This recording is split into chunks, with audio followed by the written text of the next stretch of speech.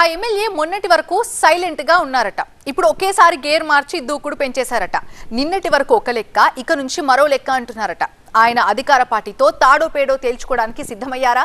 ఇన్నాళ్ళు సైలెంట్ గా ఉన్న ఆయన మున్సిపల్ ఎన్నికల తర్వాత తగ్గేదేలే అని తొడగొట్టడం వెనుకున్న రీజన్ ఏంటి? ఇంతకీ ఎవరా ఎమ్మెల్యే? ఆయన దూకుడు గల కారణాలేంటి?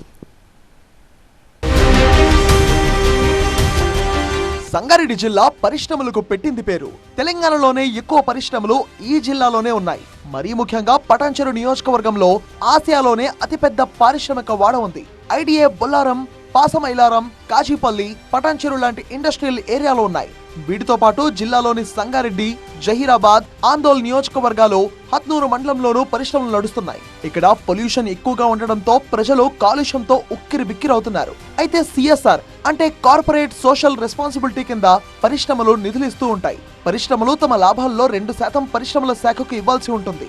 జిల్లా కలెక్టర్ ఆధ్వర్యంలో ఈ అకౌంట్ నిర్వహిస్తారు. పరిస్థితుల్ని బట్టి పరిశ్రమలతోనే కొన్ని చోట్ల అభివృద్ధి పనులు కూడా చేయిస్తూ ఉంటారు. ఈ సిఎస్ఆర్ నిధులతో జిల్లాలో ఎక్కడైనా అభివృద్ధి పనులు చేయించే అధికారం కలెక్టర్ కి ఉంటుంది.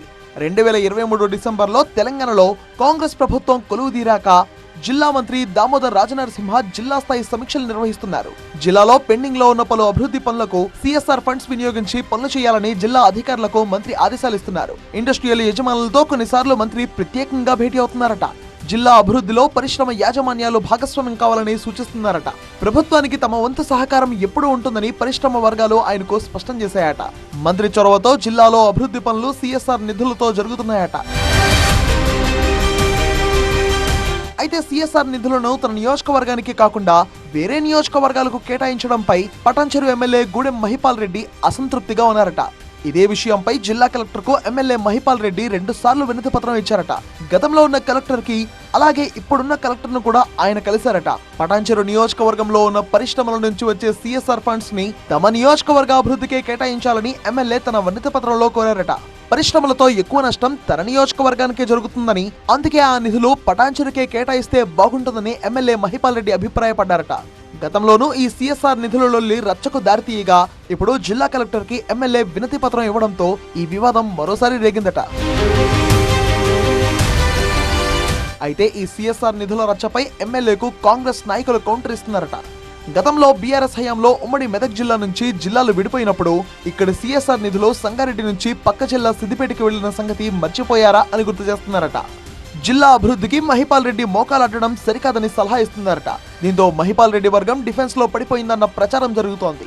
అయితే ఎమ్మెల్యే అనుచరులు మాత్రం నియోజకవర్గంలో సిఎస్ఆర్ నిధులతో చేపడుతున్న పనులు మధ్యలోనే ఆగిపోయాయని, వాటిని పూర్తి చేయాలని ఎమ్మెల్యే కోరారని చెప్తున్నారట. అందులో రాజకీయ కోణం లేదని వాళ్లు కొట్టిపారేస్తున్నారట. ఏది ఏమైనా ఎమ్మెల్యే మహిపాల్ రెడ్డి బీఆర్ఎస్ కి దగ్గరయ్యాక గేరు మార్చారనే ప్రచారం జరుగుతోందట. కాంగ్రెస్ లో ఉన్నప్పుడు సైలెంట్ గా ఉన్న ఆయన గులాబీ గూటికి చేరాక దూకుడు పెంచారని చెప్తున్నారు. మొత్తానికి సిఎస్ఆర్ ఫండ్స్ తో మొదలైన ఈ పొలిటికల్ రచ్చ ఎటు దారితీస్తుందో చూడాలి.